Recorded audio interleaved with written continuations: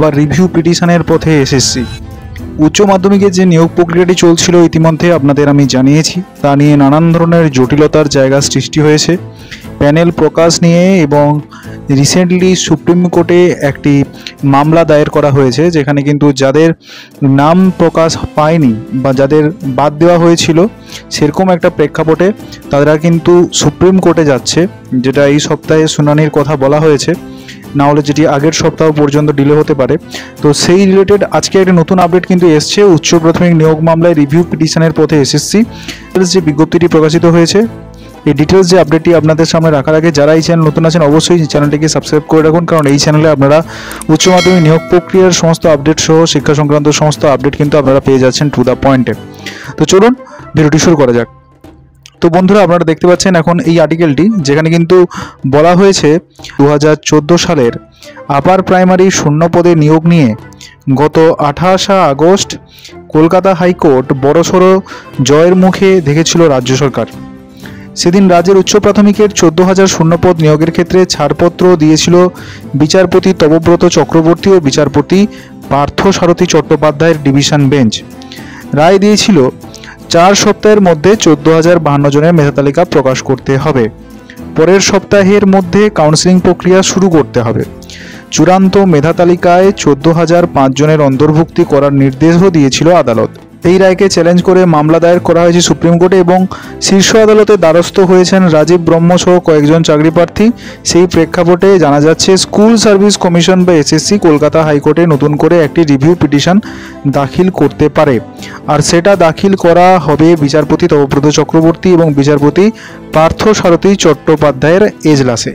ঠিক আছে, তো এই যে নিউজ আপডেট রয়েছে, সঙ্গে সঙ্গে আরও একটি নিউজ আপডেটটি বেরিয়েছে, যেটা আপনাদের সামনে আমি এবার রাখবো। আর্টিকেলটি পাবলিশড হয়েছে এই সময় থেকে, যেখানে বলা হচ্ছে উচ্চ প্রাথমিক নিয়োগ প্যানেলে প্রকাশের আগে কি রিভিউ পিটিশন। উচ্চ প্রাথমিকে 14,000-এর বেশি প্রার্থীর নিয়োগ প্যানেল প্রকাশের কাজ বিলম্বিত হচ্ছে। বিকাশ ভবনের সূত্রে জানা গিয়েছে, এই নিয়ে বুধবার শিক্ষা দপ্তরের শীর্ষ কর্তাদের সঙ্গে স্কুল সার্ভিস কমিশনের আধিকারিকদের বৈঠক হয়েছে। প্রাথমিক আলোচনায় উঠে এসছে প্যানেল প্রকাশের আগে বিচারপতির এজলাসে রিভিউ পিটিশন দাখিল করা হতে পারে শীঘ্রই। তো এই আর্টিকেলটা রয়েছে, তো ডিটেলসটা এবার আমরা জেনে নেব। আমাদের সামনে সেই ডিটেলস যে আর্টিকেলটি সেটা আপনাদের সামনে রাখছি, যেখানে বলা হয়েছে কি কলকাতা হাইকোর্ট ডিভিশন বেঞ্চে 28 আগস্টের রায় নিয়ে আইনি মতামতের অপেক্ষায় বিলম্বিত হচ্ছে উচ্চ প্রাথমিকের 14,000-এর বেশি প্রার্থীর নিয়োগ প্যানেলের প্রকাশের কাজ। বিকাশ ভবনের সূত্রে খবর, বুধবার এ ব্যাপারে শিক্ষা দপ্তরের শীর্ষ কর্তাদের সঙ্গে স্কুল সার্ভিস কমিশন বা এসএসসি আধিকারিকদের বৈঠক হয়েছে। প্রাথমিক আলোচনায় উঠে এসেছে যে প্যানেলের প্রকাশের আগে বিচারপতি তপব্রত চক্রবর্তী ও বিচারপতি পার্থ সারথী চট্টোপাধ্যায়ের এজলাসে রিভিউ পিটিশন দাখিল করা হতে পারে, কারণ 14,052 জনের নিয়োগ করতে বলা হয়েছে। তাদের 95 জনের শিক্ষাগত যোগ্যতা এবং জাতিগত শংসাপত্র নিয়ে গুরুতর প্রশ্ন আছে। জাতিগত শংসাপত্র ছাড়াও কিছু প্রার্থী মাধ্যমিক এবং উচ্চ মাধ্যমিকে ফার্স্ট ডিভিশন পেয়েছেন বলে দাবি করলেও তা ঠিক নয় বলে বিকাশ ভবন সূত্রে খবর। এই ভুল সংশোধন করা হলে এরা প্যানেলের বাইরে চলে যাবেন। তাড়াহুড়ো করলে 2016 সালের অন্যান্য নিয়োগ প্রক্রিয়ার মতো ভবিষ্যতে বিভাগে পড়তে পারে বলে কমিশনের আশঙ্কা। যদিও কমিশনের তরফে প্যানেল প্রস্তুত এবং একদিনের মধ্যেই তা প্রকাশ করা সম্ভব বলে খবর। এই পরিস্থিতিতে পশ্চিমবঙ্গ চাকরি প্রার্থীর মঞ্চের সভাপতি সুশান্ত ঘোষের বক্তব্য, ডিভিশন বেঞ্চে এসএসসি যে হলফনামা দিয়েছিল তাতেই 95 জন চাকরি প্রার্থীর শিক্ষাগত যোগ্যতা এবং জাতিগত শংসাপত্রের গরমিল আছে বলে জানায়। আদালতের রায় অনুযায়ী এদের বাদ দিয়ে কমিশন চূড়ান্ত প্যানেল প্রকাশ করলে সমস্যা হওয়ার কথা নয়। পাল্টা প্রশ্ন, কমিশন ও স্কুল শিক্ষা দপ্তর যদি 28 আগস্টের রায়ে সংশোধনী জরুরি বলে মনে করে, তাহলে তা নিয়ে 3 সপ্তাহের পরে আলোচনা কেন? আদালত তো 4 সপ্তাহ বা 25 সেপ্টেম্বরের মধ্যে মেধা তালিকা প্রকাশ করতে বলেছিল। সেই সময় শেষ হতে আর বেশি বাকি নেই। শিক্ষা দপ্তরের আধিকারিকরা বলেছেন, উচ্চ প্রাথমিকে নিয়োগ অর্ডারের কিছু সমস্যা থেকে গিয়েছে, তার সংশোধনে রিভিউ পিটিশন করা হবে নাকি ডিভিশন বেঞ্চে ক্ল্যারিফিকেশন চাওয়া হবে, সে ব্যাপারে এদিনের বৈঠকে মূলত আলোচনা হয়েছে।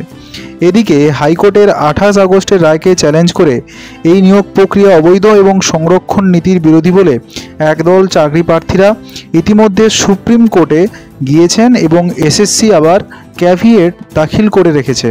মূলত এই আপডেটটি মোটামুটি বেরিয়েছে, তো যেখানে কমিশন দাবি করছে যে তাদের প্যানেল লিস্ট রেডি এবং তারা 1 সপ্তাহের মধ্যে প্যানেল লিস্ট পাবলিশ করতে রাজি আছে।